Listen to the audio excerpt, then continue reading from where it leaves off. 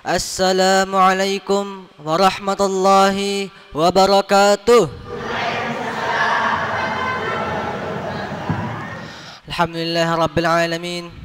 Alhamdulillahilladzi ja'alana ummatan muhammadiyatan ummatan wasata linakuna syuhada bainan nas yaumal qiyamah. Wallati an'amana bi ni'matil iman wal islam wal ukhuwah wal karamah was salamah. Wa amarna bit tamassuk bi kitabillah wa sunnati rasulillah wa awjaba alaina al-amra bil ma'rufi wan nahyi 'anil munkar wa asyhadu an la ilaha illallah wahdahu la syarika lah wa asyhadu anna muhammadan 'abduhu wa rasuluh allati qad ballagha ar-risalah wa adda al-amanah wa kashafa al-ghummah wa jahadu fillahi haqqa jihadih hatta ataahu al-yaqin. Allahumma salli ala sayyidina Muhammad wa ala ali sayyidina Muhammad. Amma ba'du. Ini pertemuan kita yang ketiga, membahas tentang akidah. Yang belum punya kertas, masih banyak yang belum punya kertas.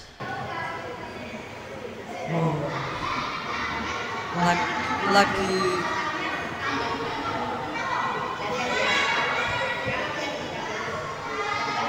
oh ya, oh iya iya.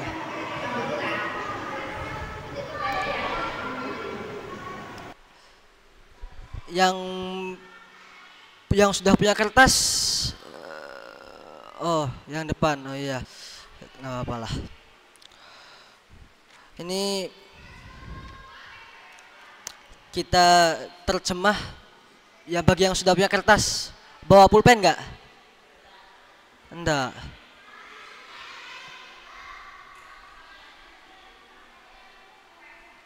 Kalau nggak ada yang bawa pulpen, kita langsung ke penjelasan aja. Terjemahnya pertemuan ke depan.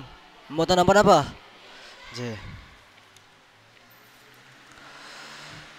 Bismillahirrahmanirrahim. Wa ba'du fa'lam biwujud wa ba'du fa'lam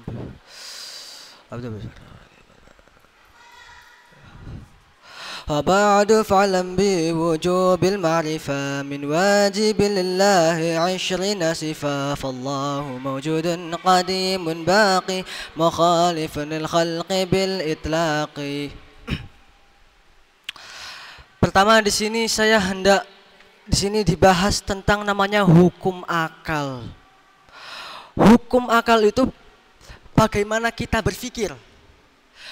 Bagaimana kita berpikir apa yang masuk akal, apa yang tidak masuk akal, apa yang diterima oleh akal. Dan bagaimana kita berpikir. Dan di sini hukum akal ini dibagi menjadi 3. Tapi sebelumnya, akal ini diperuntukkan hanya untuk manusia. Jadi otak, jadi hewan itu punya otak, tetapi tidak punya akal. Manusia itu punya otak dan punya akal. Dan itu yang membedakan antara manusia dan hewan. Hewan tidak punya akal dan manusia punya akal. Dan itulah yang membuat manusia spesial, karena dia diberi kelebihan Allah Subhanahu wa taala untuk berpikir secara nurani. Kita ambil contoh hewan misalkan. Hewan punya otak, dia dapat berpikir, tapi dia tidak punya hati. Dia tidak punya nurani. Akhirnya apa? Dia melakukan apa yang dia inginkan. Hewan mau membunuh ya silahkan, mau apa ya silahkan, terserah hewan. Tapi beda dengan manusia. Manusia ini dia punya nurani dan dia bisa berpikir. Akhirnya apa? Karena punya akal. Akhirnya diwajibkan dalam syariat untuk sholat, diwajibkan untuk zakat, diwajibkan untuk puasa, diwajibkan untuk menaati syariat Islam karena punya akal. Ada manusia yang tidak berakal, dia tidak dikenakan syariat Islam. Dia tidak wajib sholat, tidak wajib puasa, tidak wajib zakat. Intinya tidak dikenakan syariat Islam. Karena manusia itu dikenakan syariat Islam diwajibkan untuk menaati syariat Islam itu ketika dia mukallaf. Mukallaf itu apa? Yang pertama dia Islam. Yang kedua dia sudah baligh. Baligh itu untuk perempuan sudah haid, untuk laki-laki sudah mimpi basah. Yang ketiga dia berakal. Berakal itu dia berpikir. Karena ada orang tidur misalkan berakal ya enggak. Atau orang gila misalkan berakal enggak? Enggak. Jadi mukallaf 3, Islam, baligh, berakal. Nah, di sini dijelaskan bahwasanya akal itu dibagi menjadi 3. Yang pertama wajibul aqli. Wajibul aqli ini merupakan suatu hal yang itu tidak mungkin, yang itu pasti, yang tidak mungkin ditolak oleh akal. Contoh apa? Contoh seorang ayah itu pasti lebih tua dari anaknya. Nggak mungkin anaknya lebih tua dari ayahnya, kan nggak mungkin. Ya nggak? Pertama itu wajibul aqli. Yang kedua itu mustahilul aqli. Itu perkara yang tidak masuk akal, hal yang itu yang nggak mungkin terjadi. Contoh apa? Kita gerak tapi diem, bisa nggak? Nggak mungkin, nggak masuk akal. Atau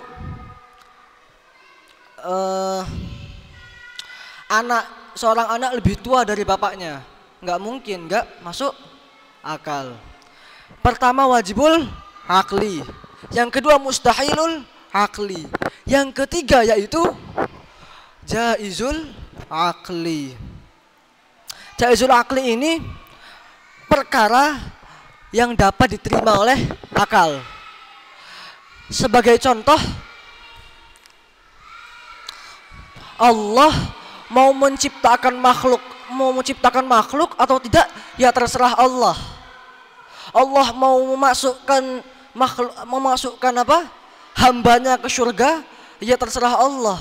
Karena begini, kalau misalkan manusia itu masuk surga karena nikmat Allah, karena amalnya,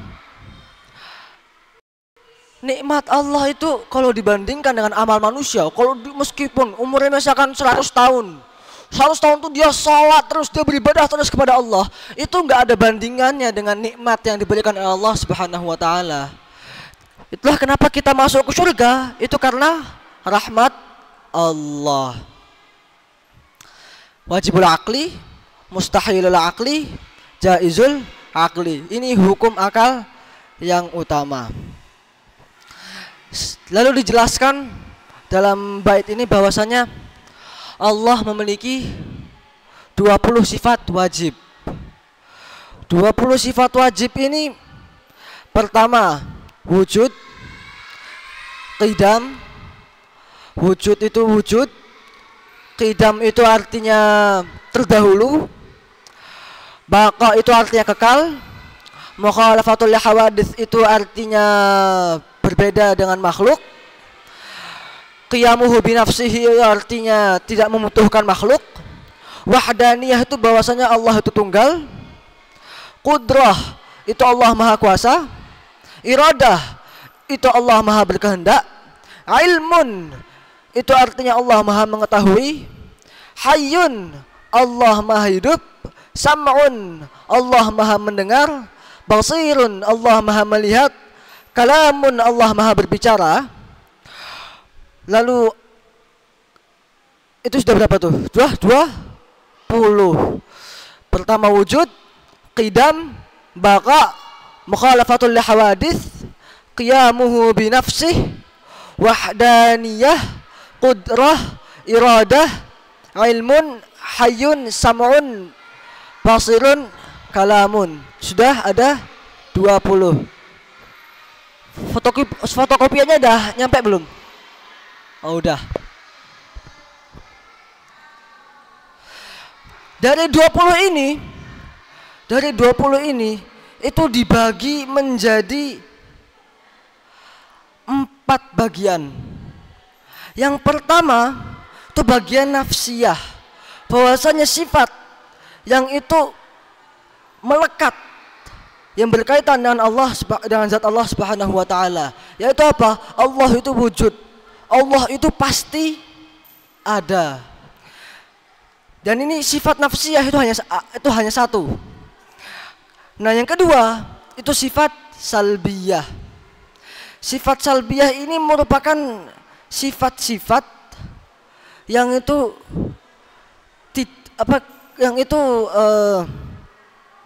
tidak layak bagi Allah Subhanahu wa taala. Yang pertama sifat qidam. Yang kedua baqa. Yang ketiga mukhalafatul lil hawadits. Yang empat qiyamuhu bi nafsih. Yang kelima wahdaniyah. Sebelumnya ini sudah ada fotokopiannya? Sudah semua. Mungkin lebih baik kita terjemahkan terlebih dahulu agar tidak bingung. Yang bab ini, bab ketuhanan, yang dari mulai waba'adu. Ketemu? Sudah? Sudah ketemu? Sudah. Yuk. Waba'adu, dan ketahuilah, fa'alam, akan pengertian, biwujubi, kewajiban, ma'rifah, akan pengertian, min, terkait,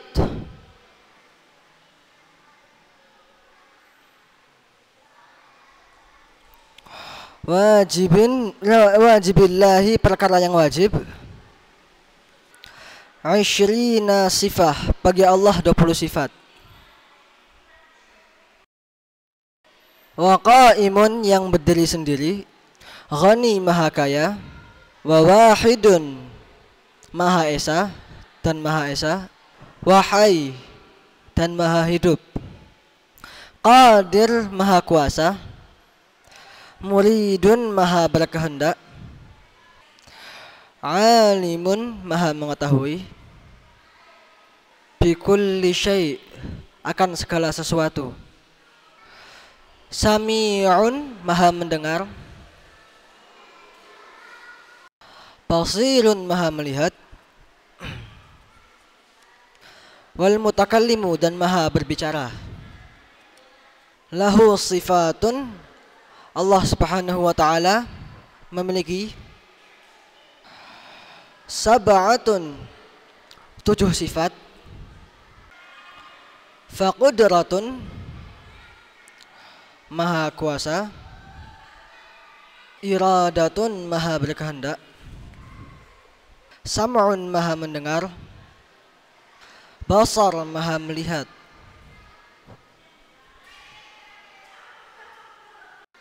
hayatun, maha hidup, ilmu, maha mengetahui, kalamun, maha berbicara, istamar, yang berkelanjutan,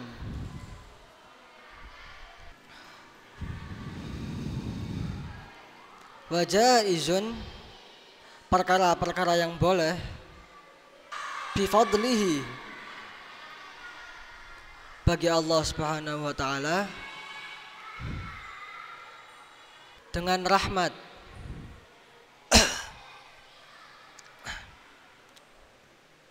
wa adlihi, dan keadilannya, tarku, meniadakan, likulli mumkinin, penciptaan makhluk, kafi'alihi, sebagaimana dia menciptakannya. Sudah?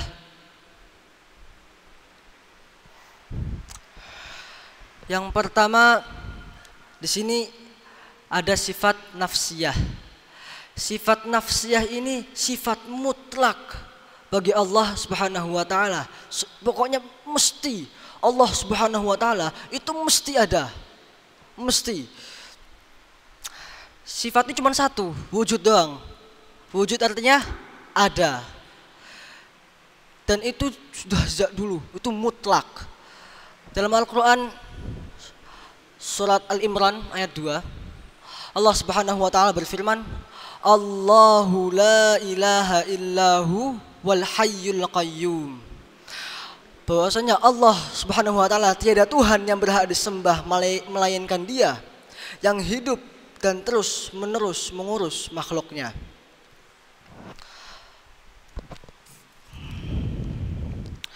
Sifat nafsiyah, sifat salbiyah, sifat ma'ani, sifat ma'nawiyah. Dari sini kan ada 20 sifat. Ini sifat wajib bagi Allah Subhanahu wa taala. Ada sifat yang sebaliknya, yang itu sifat mustahil bagi Allah Subhanahu wa taala. Contohnya, sifat wajib bagi Allah, Allah wujud. Sebaliknya, Allah enggak ada, itu sifat mustahil. Berarti mustahil bagi Allah. Allah enggak mungkin enggak ada, itu mustahil. Atau Allah itu sama dengan makhluknya, itu mustahil. Atau Allah itu bergantung dengan makhluknya, itu mustahil. Ada beberapa ayat dalam Al-Quran yang mengatakan bahwasanya yadullahi fauqa aydihim, bahwasanya tangan Allah itu di atas tangan mereka. Menurut ahlu haq was sunnah, itu pertama kita bisa, itu tafsirnya itu ada dua. Yang pertama takwil, yang kedua tafwid. Tafwid itu kita serahkan kepada Allah Subhanahu wa taala, artinya itu nggak usah diurus lah. Ada lagi namanya takwil. Takwil ini kiasan. Bagaimana kita mengkiaskan ayat tersebut? Sebagai contoh, yadullahi fawqa aydihim.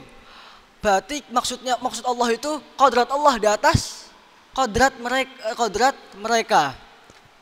Bukan berarti Allah punya tangan. Karena kita memahami Al-Quran itu bukan hanya sekedar memahami teks, tetapi kita juga harus memahami konteks dari ayat tersebut. Ada beberapa sekte dalam Islam. Islam itu ada banyak sektenya. Ada Asy'ariyah. Asy'ariyah itu yang kita anut sebagai warga Muhammadiyah. Itu kita Asy'ariyah, ahlu haq was sunnah. Ada selain ahlu haq was sunnah, yaitu Syiah. Ada lagi Khawarij. Ada lagi Mu'tazilah. Ada lagi Murji'ah dan lain sebagainya. Ada yang memahami dalam Al-Quran bahwasanya kita memahami teksnya, tidak memahami konteks dari ayat tersebut. Akhirnya ada yang memahami bahwasanya yadullahi fawqa aydihim, bahwasanya Allah Subhanahu wa taala itu benar-benar punya tangan. Padahal Allah itu tidak mirip sama sekali dengan makhluknya, dan ini dikatakan sebagai bid'ah. Siapa yang mengatakan bahwa Allah Subhanahu wa taala punya tangan? Khawarij. Siapa sih Khawarij itu? Khawarij itu merupakan, disebut Khawarij itu karena dulu pada zaman Ali, pas Ali itu perang dengan Muawiyah, perang saudara, fitnah pertama dalam umat Islam, perang saudara. Itu tahu-tahu pihak Muawiyah itu ngajukan damai. Udah perang berdarah-darah, tahu-tahu damai yuk. Karena pihak Muawiyah sudah terdesak. Akhirnya Ali bin Abi Thalib itu keponakannya Rasulullah sallallahu alaihi wasallam, sepupu Rasulullah sallallahu alaihi wasallam. Itu akhirnya setuju dengan usulan damai dari Muawiyah tersebut. Pasukan Ali, sebagian pasukan Ali kesel. Lah, kita dah perang berdarah-darah, udah perang susah payah untuk ngalahin Muawiyah, kok tahu-tahu damai? Lah ngapain damai? Kenapa nggak kita kalahin sekalian, bahasa gampang gitu loh. Kecewalah sebagian pihak dari Ali ini. Akhirnya keluar, membelot, berkhianat dari Ali dan membentuk kelompok sendiri. Maka Ali menyebutnya sebagai Khawarij. Artinya mereka yang keluar dari pihak Ali. Sebaliknya, yang pendukung Ali itu disebut Syiah. Dan Syiah ini berpendapat bahwasannya, dan Syiah ini akhirnya yang pendukung Ali ini, dia berpendapat bahwasannya setelah Rasulullah SAW, sepeninggal Rasulullah SAW, itu bukan Abu Bakar yang jadi khalifah. Yang jadi khalifah itu seharusnya Ali. Akhirnya apa? Syiah ini bentuk sekte sendiri dan merasa bahwasannya orang-orang yang melawan Ali dan orang-orang yang meneruskan kekhalifahan setelah Rasulullah SAW, yaitu Abu Bakar, Umar, Utsman, dan yang melawan Ali yaitu Aisyah, Talha, Zubair, dan lainnya, itu hadisnya itu tidak bisa diterima karena mereka melawan orang yang seharusnya menjadi pewaris Nabi Muhammad SAW. Akhirnya apa? Banyak banyak keputusan akidah maupun fikih yang itu cacat karena tidak mengambil hadis-hadis yang sahih, seharusnya sahih tapi tidak diambil. Kenapa? Karena berseberangan dengan Ali, perawinya itu berseberangan dengan Ali. Ini perbedaan Syiah yang pertama dari ahlu haq was sunnah. Yang kedua, Syiah ini mentakwilkan Al-Quran. Takwilnya itu terlalu contoh bahwasannya Nabi Musa semuanya itu ditakwilkan gitu loh. Ada yang seharusnya tidak perlu ditakwilkan malah ditakwilkan. Contoh Nabi Musa SAW waktu itu ngetuk batu, keluarlah dari batu itu 12 mata air. Akhirnya Syiah berpendapat bahwa saya terpencar sinar-sinar kebaikan atau dan lain sebagainya lah. Pokoknya artinya itu terlalu pokoknya semua diartikan. Yang dalam ahlu haq was sunnah kita mentakwilkan ayat yang perlu saja. Contoh yadullahi fawqa aydihim, atau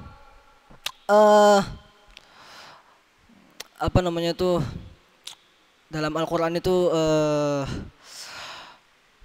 waman qatala mu'minan muta'ammidan fajaza'u jahannam khalidan fiha, kalau nggak salah ayatnya. Bahwasanya barang siapa orang mukmin yang dia itu membunuh orang mukmin secara sengaja, maka dia akan masuk neraka Jahannam khalidina fiha, kekal di dalamnya. Ada sekte lain namanya sekte Mu'tazilah. Sekte Mu'tazilah ini waktu itu setelah Muawiyah jadi khalifah, Ali berjanjian damai dengan Muawiyah. Lalu Ali dibunuh oleh orang-orang Khawarij. Lalu Muawiyah jadi khalifah selanjutnya. Nah, di zaman ini umat muslim itu mulai banyak berkembang. Seiring zaman berjalan, semakin banyak persoalan-persoalan umat Islam. Karena semakin banyak persoalan-persoalan umat muslim pada saat itu, ulama-ulama mulai banyak berijtihad. Sampai suatu hari ada seorang ulama bernama Hasan Al-Basri. Hasan Al-Basri ini punya murid namanya Wasil bin Atha. Wasil bin Atha ini suatu hari pas lagi ngaji, majelis ilmu seperti ini, tahu-tahu Wasil bin Atha ini nanya ke Hasan Al-Basri. Wasil bin Atha ini nanya, "Wahai guru, bagaimana pendapat Anda tentang umat mukmin, orang-orang muslim yang bertempur satu sama lain, membunuh satu sama lain, membunuh sesama muslim? Bagaimana pendapat Anda, wahai guru?" Hasan Al-Basri nggak mau jawab. Kenapa? Karena waktu itu politiknya lagi panas-panasnya. rezim saat itu, pemerintah saat itu lagi anti sama Syiah sama Khawarij. Karena Syiah dan Khawarij itu selalu melawan pemerintah. Jadi kalau misalnya Hasan al-Basri itu pro pemerintah, jawab yang pro pemerintah, nanti dia bisa dihabisi sama orang-orang Syiah dan Khawarij. Sebaliknya, kalau dia pro Syiah dan Khawarij, bisa ditangkap sama pemerintah karena dianggap provokator untuk melawan pemerintah. Akhirnya Hasan al-Basri diem, nggak mau jawab. Akhirnya Wasil bin Attab mengeluarkan pendapatnya bahwasannya umat mukmin yang bertikai, yang membunuh satu sama lain itu muslim di dunia tetapi kafir di akhirat. Kok bisa? Karena wa man qatala mu'minan muta'ammidan fajazauhu jahannama khalidan fiha. Dan itu jelas dikatakan dalam ayat Al-Qur'an. Padahal dibantah.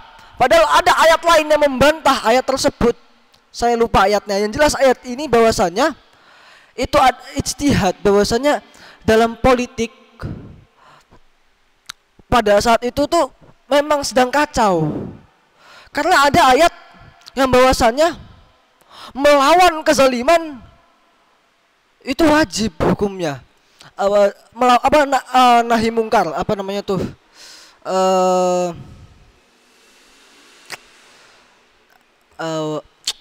Intinya nahi mungkar lah.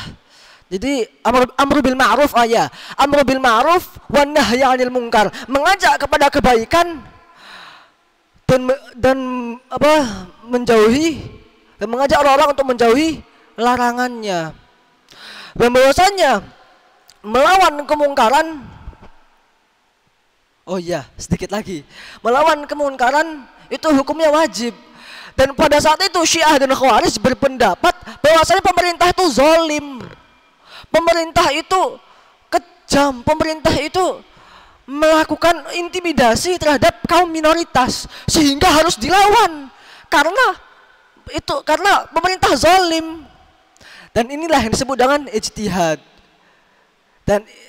Dan ketika ada perbedaan dalam sebuah furu' fikih, itu tidak dikatakan sebagai tidak dikatakan bukan berarti dia berarti beda pendapat kafir, enggak. Contoh kita di sini misalkan Muhammadiyah enggak kunut, di organisasi sebelah kunut. Apa organisasi sebelah kafir? Enggak kafir karena hanya perbedaan furu' fikih. Ketika yang bid'ah itu ketika misalkan jelas-jelas dalam Al-Quran dan sunnah bahwasanya sholat subuh itu 2 rakaat. Kok ada sholat subuh 3 rakaat? Berarti bid'ah. Dan wa kullu bid'atin dolalah wa kullu dolalatin finnar. Semua bid'ah itu sesat dan yang sesat itu pasti masuk neraka. Perbedaan furu' dan usul. Kalau furu' itu masih bisa ditolerin. Kalau usul itu tidak bisa ditolerin. Fikih, kalau sudah melanggar usul fikih berarti bid'ah. Kalau sekedar perbedaan furu' itu berarti ijtihad.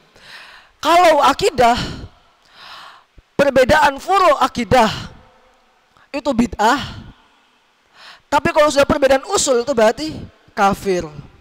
Dan kalau bid'ah ini berarti statusnya dia masih muslim, tetapi di akhirat dia nyicip neraka sebentar, tapi nanti masuk surga. Nah, dalam akidah, kalau sudah berbeda dengan usul, itu hukum nanti sudah kafir. Apa usulnya? Rukun iman. Pertama, syahadat. Yang kedua, pertama iman kepada Allah. Yang kedua, iman kepada malaikat. Yang ketiga, iman kepada kitabnya. Yang keempat, iman kepada Rasul.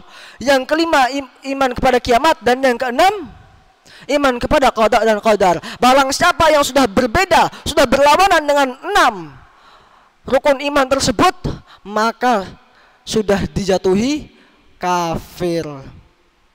Mungkin karena waktunya sudah mepet untuk berbuka, mungkin kita tutup, mungkin cukup sekian pada pengajian pada sore hari ini. Cukup sekian dari saya, mohon maaf dari kesalahan kata, salah nikah maupun ada hal-hal yang menyinggung Bapak Ibu sekalian. Wassalamualaikum warahmatullahi wabarakatuh.